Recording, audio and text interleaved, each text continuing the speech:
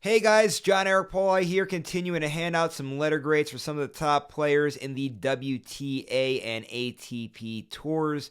I know I got things started with Iga Swiatek. I gave her an A+. You can see that video here on this YouTube channel. Going to continue on today with Aryna Sabalenka. And for Sabalenka, I'm going to go with an A+ as well. I know there's been a few moments that it may have been a little frustrating to watch this year with her, with maybe losing that U.S. Open final. There was the Wimbledon semi and the French semis, that there were definitely some frustration moments there.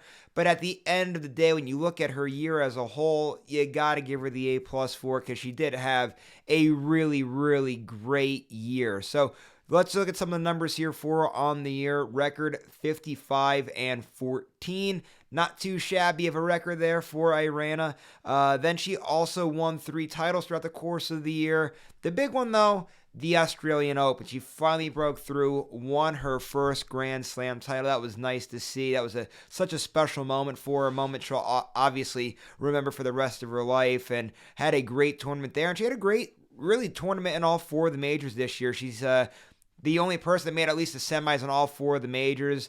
Most consistent player throughout those. She, like I said, won the Australian. She was a semifinalist in the French and the Wimbledon tournaments. U.S. Open, made the finals. I know she kind of left a lot of meat on the bone, so to speak, but still very tough to do. You have to be a very consistent player to produce those types of numbers. And the big one, though, for Sabalenka, I know something she was chasing down, and that is that she got to hold up that Chris Evert trophy for the #1 player in the world. Of course, at the U.S. Open, Iga had the early exit. Sabalenka made the run to the finals, and she secured the world #1 ranking. I know she didn't hold it long, because Iga ultimately did end the year #1 with winning that WTA finals, where actually Iga did beat Sabalenka in the semifinals of that tournament.